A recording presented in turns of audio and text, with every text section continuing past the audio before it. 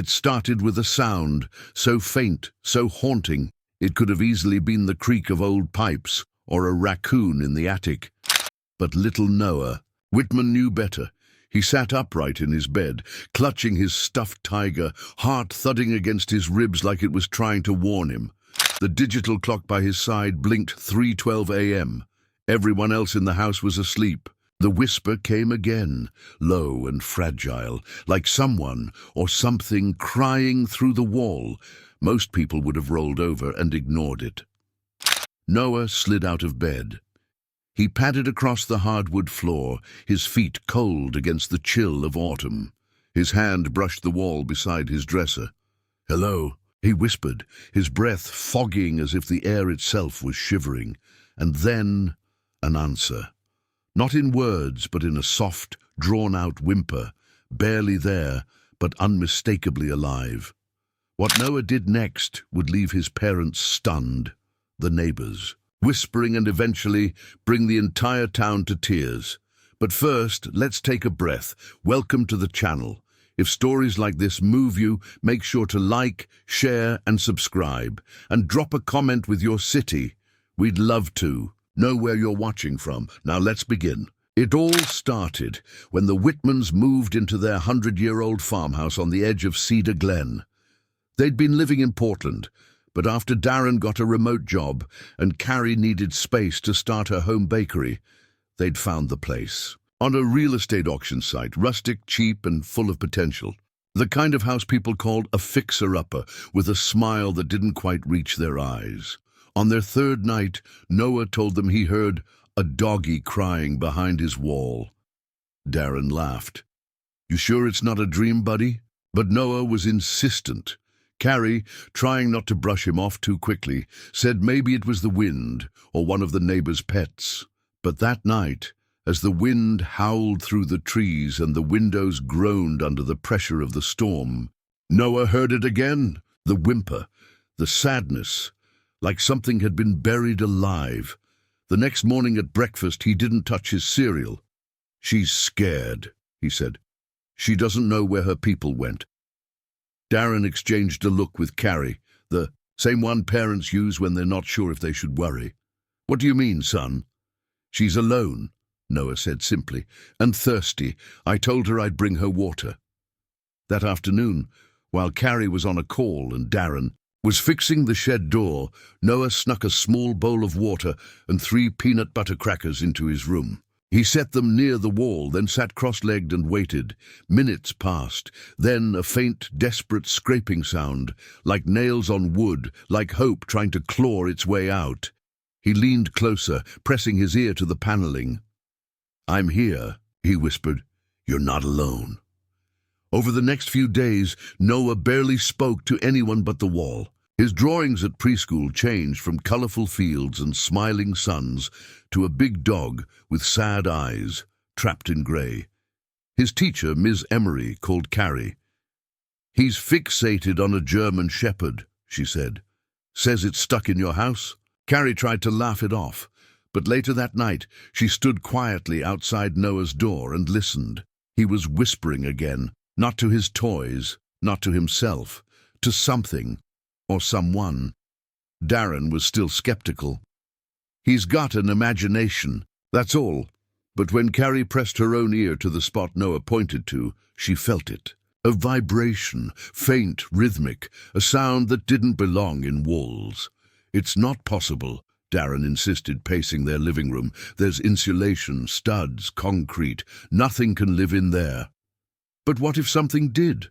Carrie said quietly. "What if, during renovations, someone built over something?" Darren froze. "Like what?" "I don't know," she whispered, "but Noah does." That night, Darren sat beside his son. "Tell me about her," he said. Noah looked up, his blue eyes serious. "Her name's Harper. She's brown and black. She was someone's dog before, but now she's just scared." "How do you know?" "Her name?" Darren asked. Noah shrugged. "I just do." The next morning, Darren went into the basement with a flashlight and a stud finder. Near the far corner, directly beneath Noah's bedroom, he found a section of wall with unusual density. No seams, no wiring, just silence, until he turned off the flashlight and listened. Then he heard it, a breath, shallow, weak, and a single, pleading whine. "Oh my God!" he whispered, staggering back. He was telling the truth, but that was just the beginning, because what they found inside the wall, and the truth about how it got there, was far more horrifying than anyone could have imagined. The next morning, Darren didn't say a word as he grabbed his toolbox and walked back down into the basement. Carrie stood at the top of the stairs, holding her breath. Noah sat on the last step, his tiger clutched tight, watching. The air was heavy, as if the house itself was holding still. Darren ran his fingers across the suspicious section of wall, the one with slightly different paint, smoother than the rest, almost too clean. He placed the stud finder against it. It beeped again and again, too consistent. "This isn't standard construction," he muttered. He grabbed a hammer. "If I'm wrong, we patch it. If I'm right..." He didn't finish the sentence. The first few hits echoed through the basement like gunshots. Plaster cracked, dust filled the air. Noah didn't flinch. He was already kneeling by the hole as Darren peeled away a slab of drywall. Behind it was a narrow void, and in that void, two glinting eyes barely open, almost lost in the shadows. Carrie gasped. Darren dropped his hammer. It was a German shepherd, ribs sharp against her skin, fur matted, muzzle cracked from dehydration. She didn't bark. She didn't even lift her head. She just blinked slowly and whimpered, so faint it sounded like wind. "Oh, God," Carrie whispered. "She's alive." "Get water," Darren said, his voice shaking. "Now." Noah didn't move. He was staring at her like she was made of stardust and secrets. "Harper," he whispered. "You held on." Carrie returned with a bowl, and slowly, carefully, Noah slid it into the space. Harper sniffed once, then began to lap at it with slow, broken rhythm. "Don't let her drink too much at once," Darren warned, remembering something he'd read, once about starving animals. But Harper stopped on her own, as if she knew. "We need to get her out of there," Carrie said. "She's stuck." "I'll call the vet," Darren added, fumbling for his phone. "An animal control."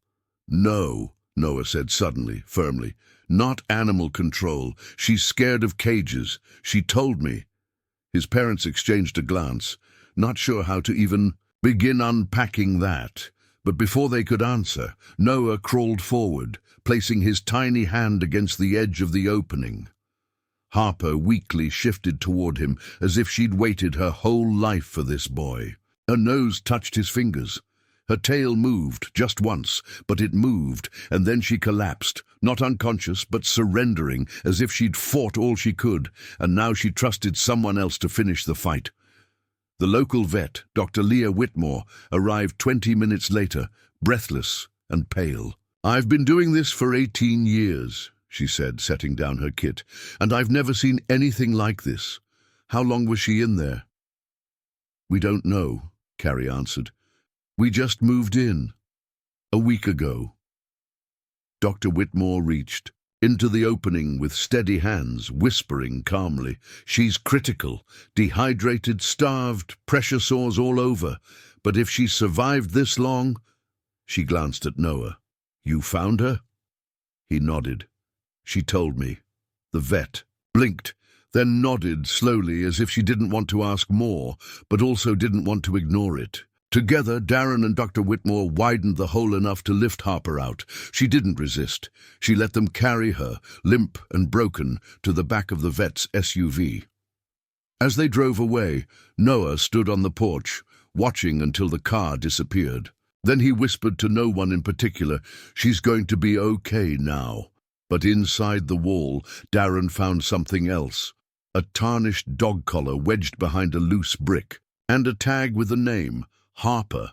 Beneath it, an address and a date. "Carrie," he said, holding it up. "This tag. Look at the date. It's from 2 years ago." "What does that mean?" she asked.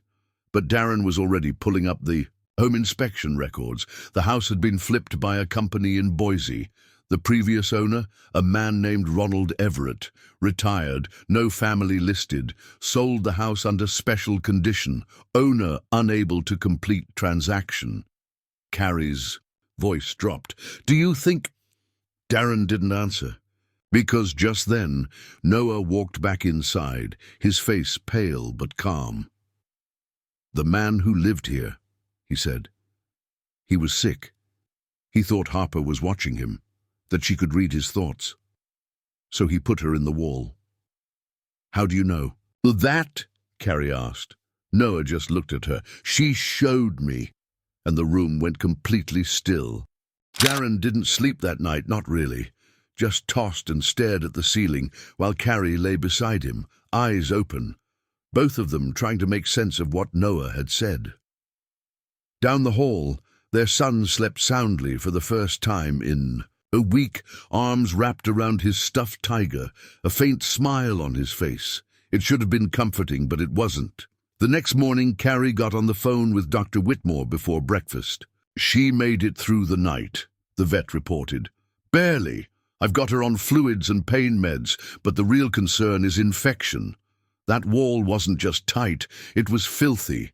I'll keep you posted hourly. Carrie thanked her and hung up. We need to tell someone, Darren said, about what we found, the wall, the collar, the name. You mean the police? Yeah, I mean, what if there's more? What if that guy, Ronald Everett, what if he did this to more than just a dog? But when he called the sheriff's office, they didn't take it seriously. We'll send someone to take a report, the deputy said. But unless there's evidence of a crime involving a human being, there's not much we can do. Darren hung up, frustrated. A dog sealed into a wall isn't enough? Carrie didn't answer. She was already back at her laptop, searching. Everything she could find about the house's previous owner, Ronald Everett, Vietnam veteran, lived alone.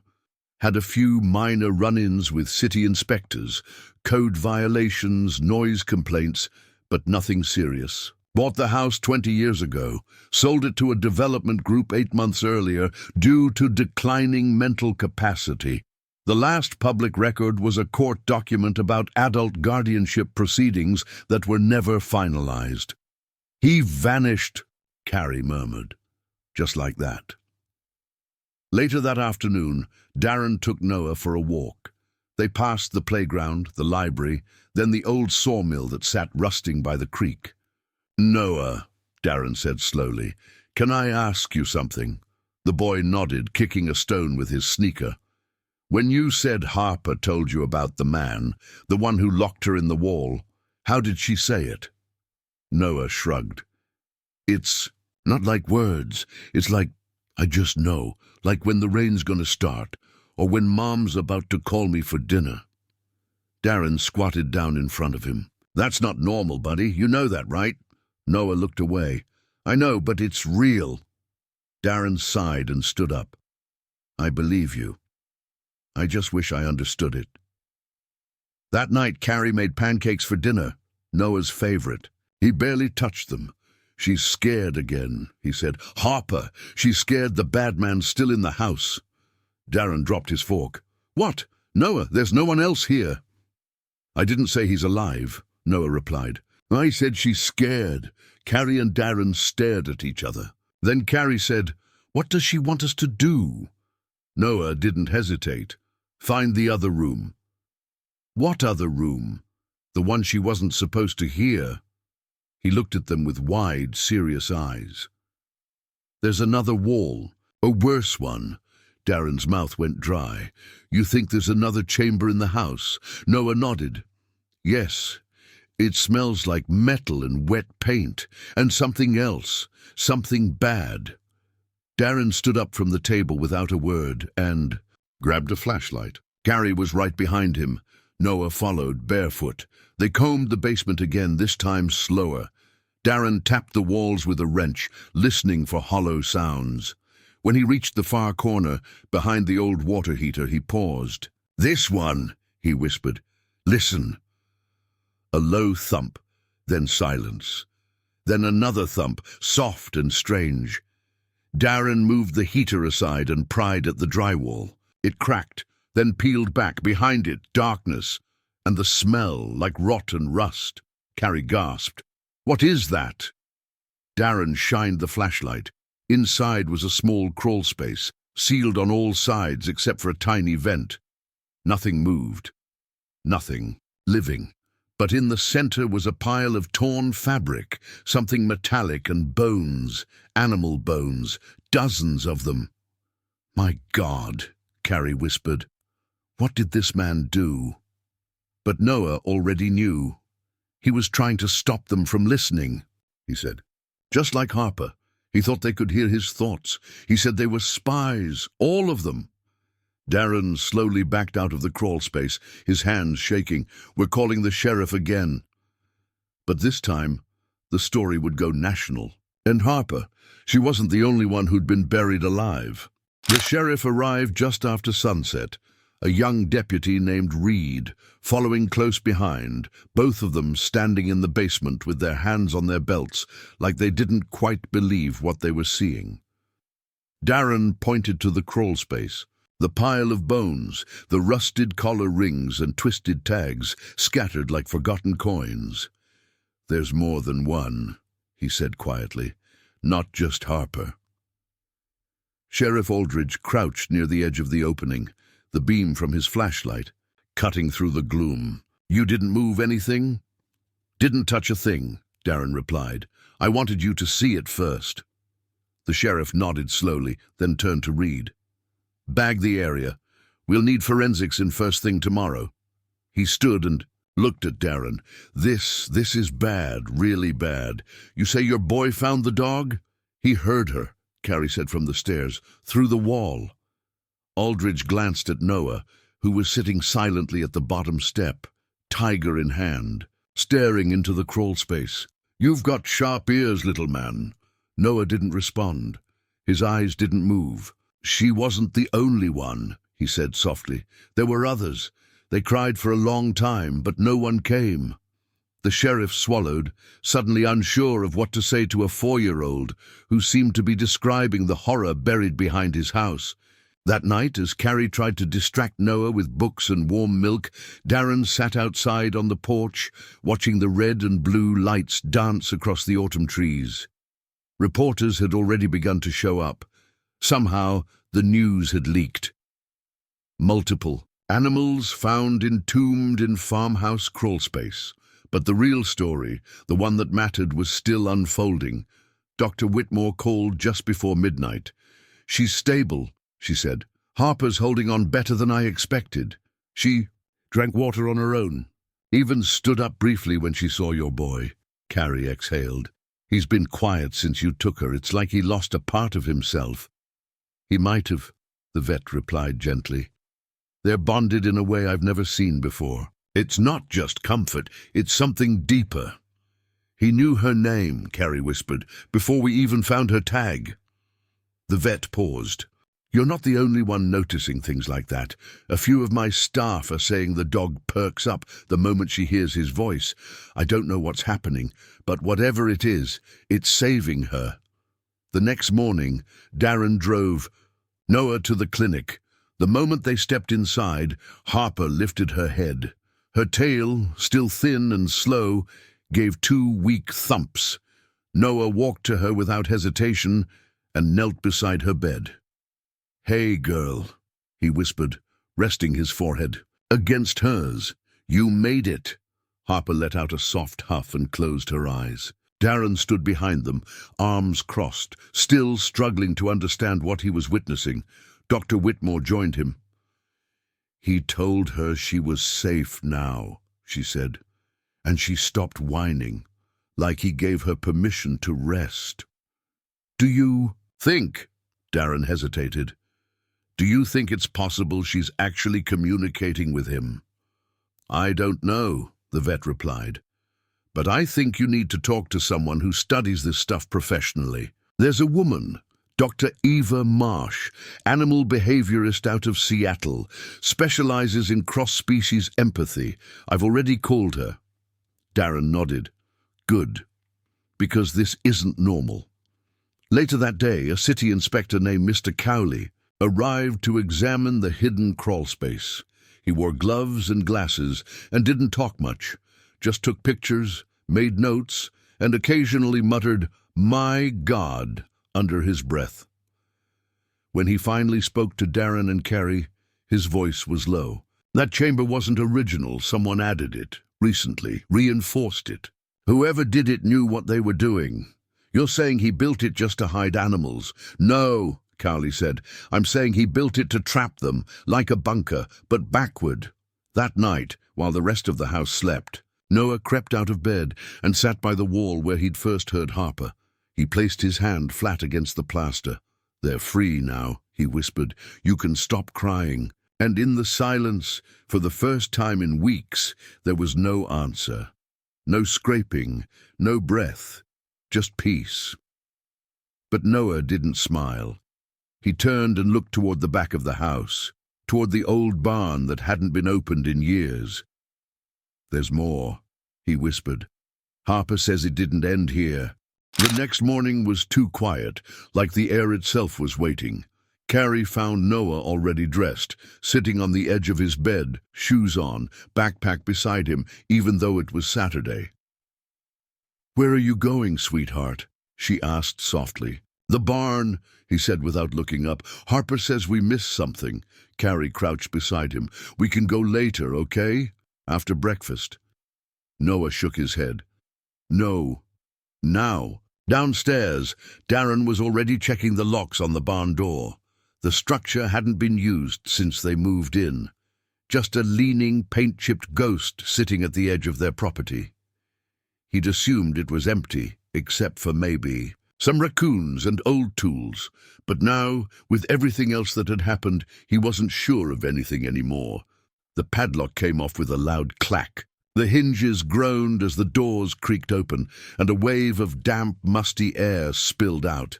Carrie and Noah stood behind him. "Stay close," Darren warned. The floorboards moaned under their weight. Light streamed through the slats in dusty beams. At first, it looked like nothing but abandoned junk, crates, tarps, a rusted wheelbarrow. But then Noah walked straight to the back wall and stopped. "Here," he said. Darren followed his son's gaze and saw what looked like a wooden cabinet, built into the back wall, but the wood didn't match the rest of the barn. It was newer, cleaner, painted grey instead of weather-worn brown. "It's not a cabinet," Darren muttered. He pulled on the edge. It didn't budge.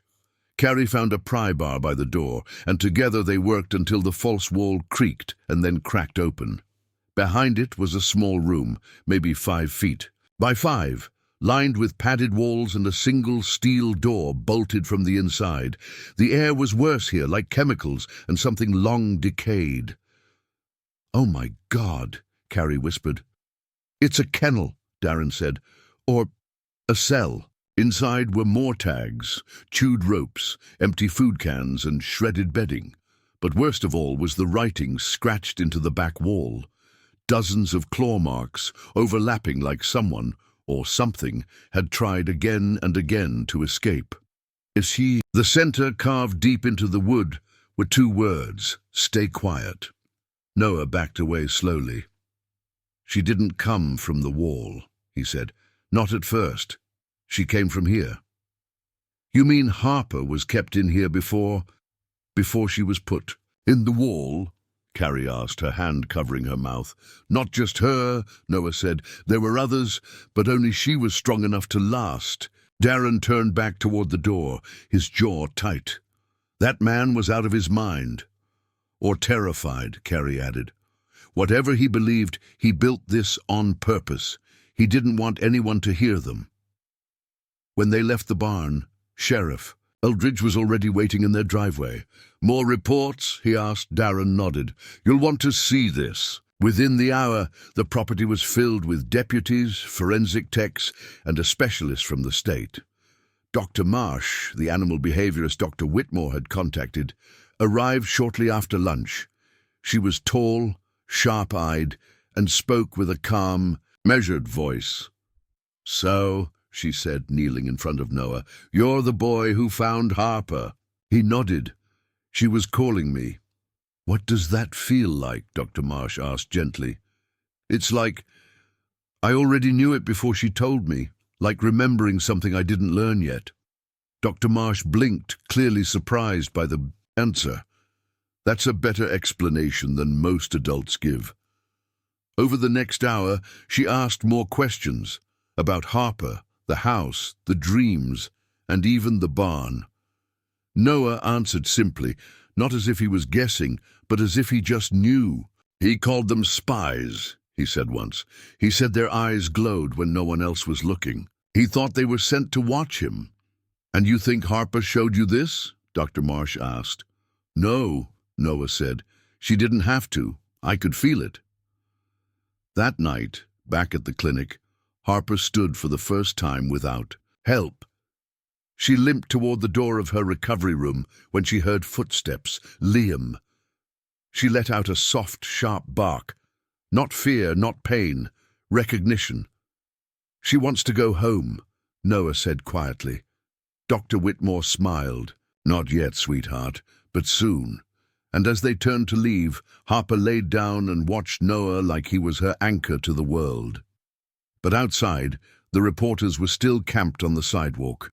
Now they had a new headline. Boy's sixth sense may have uncovered animal torture site. Inside the house, Darren sat down hard at the kitchen table and buried his face in his hands. What if this isn't the end? He whispered. Carrie looked at him. What do you mean? He looked up, eyes dark. What if there are more barns? And from the hallway, Noah answered without looking back. There are. The following morning, it wasn't the sunlight that woke Carrie. It was Noah's voice, calm and clear, speaking in the living room like he was already in the middle of a conversation. She slipped out of bed and found him kneeling beside Harper's blanket. The dog was still weak, but alert now, ears twitching slightly with every word Noah spoke. She says the other place smells like smoke and wet wood, he said, not looking, up. And there's a loud hum, like machines never stop running. Carrie crouched beside them. Another place, another barn. Not a barn, Noah said. A big room, with cages stacked on top of each other, too many. Where is it? Darren asked from the kitchen doorway. Noah hesitated, then pressed his hand gently on Harper's shoulder. After a few seconds, he spoke again. It's near a road with a red sign. The letters are peeling off, and she says it's close to the train tracks. That was all it took for Darren to pull up Google Maps. Within an hour, they had a list of abandoned buildings near the edge of town. One stood out, a decommissioned freight warehouse east of the river, across from the old paper mill. It matched every detail. Darren called Sheriff Aldridge, who agreed to meet them there with a team. But Noah insisted on coming too. Harper needs me to see it, he said. She's afraid they'll hide it again if we wait. Dr. Whitmore gave them clearance to bring Harper along in the van, saying it might actually help her recover, not just physically, but mentally. So they loaded her carefully, with blankets and water, and drove across town in silence. When they arrived, the warehouse looked just as Noah had described. Charred wooden beams, faded metal siding, and a giant red sign that once read Jefford's Storage, though half the letters had peeled away. Stay close, Aldridge said, as his deputies fanned out. Inside was worse than expected. The air was thick with the smell of damp concrete and stale rot. The back of the building opened into a vast, windowless room, and there, in the shadows, were rows of cages, stacked, rusted, and covered in filth. Some were empty, some weren't. Oh, my God, Carrie whispered, covering her mouth. Darren turned away, swallowing hard. Who would do this? Aldridge's voice was tight. Looks like a fighting ring or breeding operation, maybe both. Harper didn't make a sound. She just stared into the dark, body low and tail still. Then, without warning, she limped forward toward a cage at the far end. Inside, huddled against the bars, was a small puppy barely breathing. Darren pulled open the door and wrapped the limp creature in his jacket. She's burning up. We need Dr. Whitmore here now, Carrie said, already dialing. As the adults worked, Noah stayed close to Harper, kneeling by her side. "You remembered," he whispered. "You saved her." Harper licked his hand once and laid down beside the tiny puppy as if claiming it. Within hours, the warehouse was surrounded. Animal control, state police, reporters. The story exploded online. Boy and dog lead police to illegal animal facility. Dr. Marsh, the animal behaviorist, returned to observe Harper's behavior firsthand. "She's not just remembering," she said after watching Harper react to each new cage. "She's leading. She's guiding him. This is coordinated." "You mean she's directing Noah?" Carrie asked. "I mean," Dr. Marsh replied carefully, "he's not guessing, he's translating." That night they returned home exhausted. Harper curled up in her blanket beside the rescued puppy, whom Noah had already named Maple. "She's going to be okay," he said softly. "Harper says she's stronger than she looks." Carrie tucked him into bed an hour later, but Noah didn't fall asleep. He stared at the ceiling, his hand resting on his tiger, and just before his eyes finally closed, he whispered to the empty room, "There's still one more." By morning, word had spread farther than anyone expected. News vans from as far as San Francisco parked outside their driveway. Animal rights groups were sending emails, some offering help, others demanding answers. But inside the house, none of that mattered. All that mattered was the small puppy in Harper's blanket, wrapped in layers of warmth, too weak to stand, but still breathing. Noah sat beside her, stroking her tiny ears. "She's not scared anymore," he said. "Because Harper's with her now." Dr. Whitmore arrived mid-morning to check on both dogs.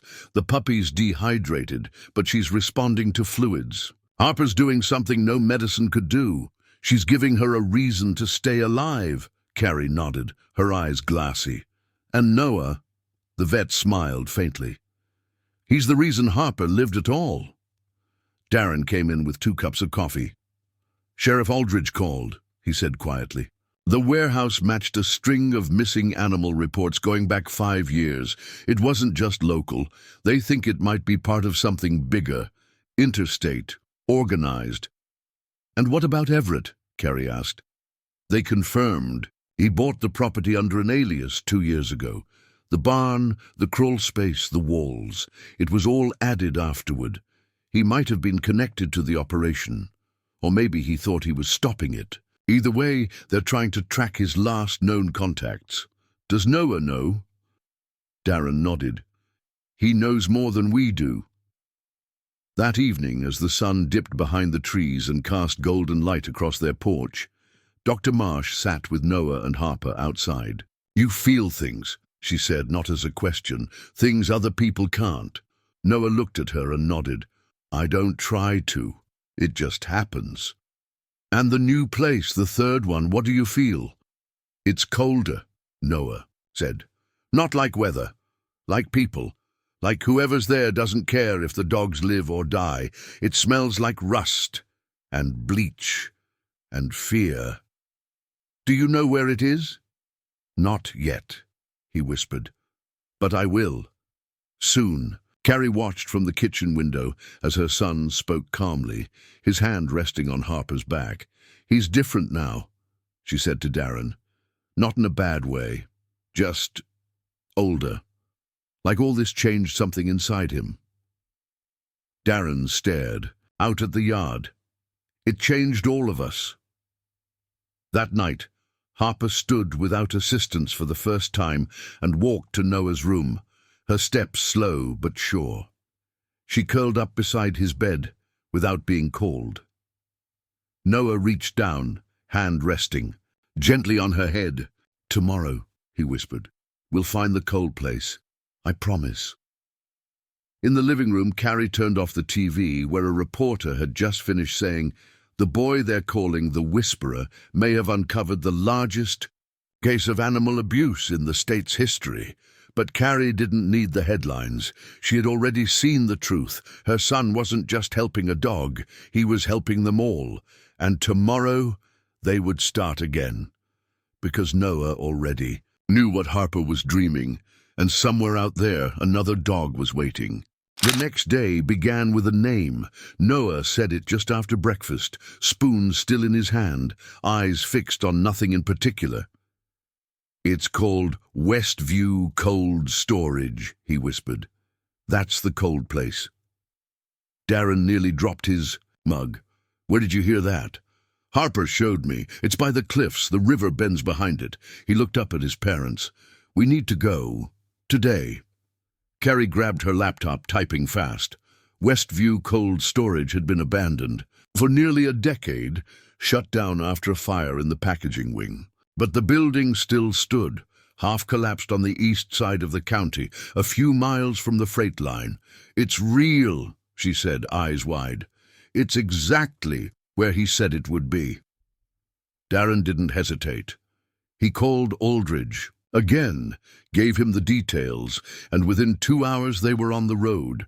Noah in the back seat with Harper and Maple curled beside him, both dogs strangely calm. The building loomed like a skeleton, concrete walls stained with moss, broken windows like missing teeth. Aldridge's deputies spread out, flashlights cutting through shadows. Noah walked slowly toward the side entrance, Harper limping faithfully at his heel. "It's in the basement," he said. "They kept the sick ones down there so no one could hear." The stairs creaked with every step, dust thick enough to choke. At the bottom was a long corridor, lined with old pipes and rusted lockers. Noah paused at the third door. "Here," he said simply. Darren stepped forward and turned the knob. The smell hit them first. Bleach, urine, blood. Inside were 4 cages, each with dogs in various states of starvation, but alive. Darren called out, "We've got survivors!" Deputies rushed in, carrying blankets and crates. Carrie helped lift a golden retriever so thin her ribs looked like piano keys. Dr. Whitmore arrived 20 minutes later and immediately took over, directing her team like a general in a war zone. "3 of them are critical," she said. "1 has open sores, the others are dehydrated, but we got here in time." Outside, reporters gathered again, voices rising with questions. "How did the boy know? Is this the 3rd rescue?" "Sight. Are the dogs connected to the Everett case?" But Noah ignored them. He knelt beside Harper, whispering in her ear. "We did it." Harper let out a soft bark and nudged her nose against Maple, who wagged her tail for the first time since she was found. That night, back at home, the living room had been transformed into a recovery den. Pillows, soft blankets, water bowls, and quiet music playing low from Carrie's phone. Noah sat cross-legged on the rug, Harper's head resting in his lap. "Is that all of them?" Darren asked gently. Noah didn't answer right away. He stroked Harper's fur, then said, "I think there's one more. Not here. Somewhere farther. Not just animals this time." Carrie's stomach twisted. "What do you mean?" "It's a boy," Noah said quietly. "He's scared like they were, and he's waiting." Darren looked at Carrie. Carrie looked at Noah, and for the first time, none of them knew what to say. By sunrise, the house was filled with the sounds of breathing, soft even, fragile. Harper slept beside Noah's bed, her recovery steady but slow, while Maple curled like a comma near the dresser. But Noah was already awake, eyes open, staring at the ceiling like he was listening to something only he could hear. "He's in a place with red walls," he whispered to the empty air. "And there's a bell. It rings at the same time every day." Carrie found him minutes later, sitting at the kitchen table, a blank sheet of paper in front of him, drawing what looked like a church. But the cross on top was broken, and the windows were dark. "This is where the boy is," he said. "Harper doesn't know him, but she feels him like she did the others." Darren sat down beside him. "Do you think this one's real?" "Yes," Noah said without looking up. "He's not a dream. He's alone." Dr. Marsh returned later that afternoon, holding a thick folder and looking more serious than usual. "I've been reviewing everything, Noah's drawings, the locations, the animals. There's a pattern. All the places he's identified were once connected through supply chains. That cold storage facility, used to receive meat from Westview Farms. The barn, built on land owned by an old processing company, and guess what? There's only one building left from that original network. She laid out a map on the table, her finger pointing to a square in the middle of nowhere. A rural chapel, decommissioned 10 years ago. No congregation, no upkeep, just a structure. Red walls, bell tower. Darren leaned forward. Noah, is this it? The boy nodded. That's where he is. Carrie's hand shook as she grabbed her phone. We can't wait. If there's a child, already on it, Aldridge said when she called. We'll get a unit out there, but this is private property. If no one's reporting a crime, he is, Darren snapped, voice rising. He's been right every time. Don't ignore this. That night, as the house settled into uneasy silence, Noah sat between Harper and Maple, his fingers tracing the lines of the chapel drawing. He's not like the others, he whispered. He's not hurt. Not yet. But he's scared. And if we don't find him soon, he will be. Outside, wind moved through the trees, and somewhere in the distance, a church bell rang. Once, twice, then silence. And from the rug, Harper lifted her head, ears twitching.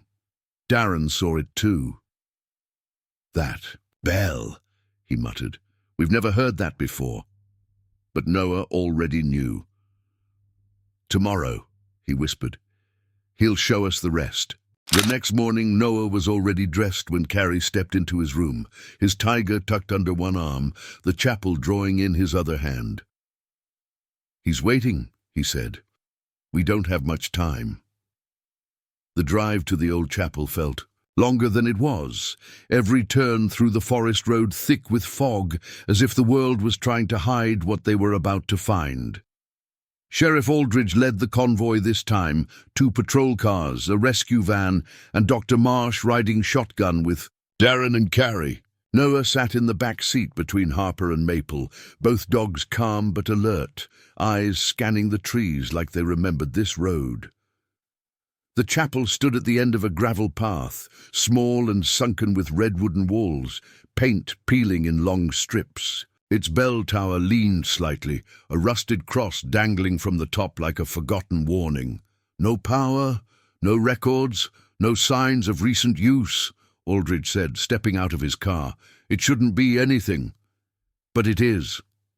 Noah walked. Ahead, Harper beside him, her steps careful but steady. He paused at the chapel door. He's below, he whispered. There's a trap door under the altar. Inside, the chapel was silent, dust floating like ash in the air. The pews were broken, the stained glass shattered, but the altar remained, simple, heavy, unmoved. Darren helped Aldridge shove it aside, revealing a small wooden hatch bolted shut. With a loud crack, Aldridge's crowbar popped the bolt. They lifted the hatch and stared into darkness. A narrow staircase descended into the earth, cold air rising from below like breath. Noah didn't flinch. He began walking down. "Noah, wait!" Carrie started, but Harper followed close, and Darren caught her arm. "Let them."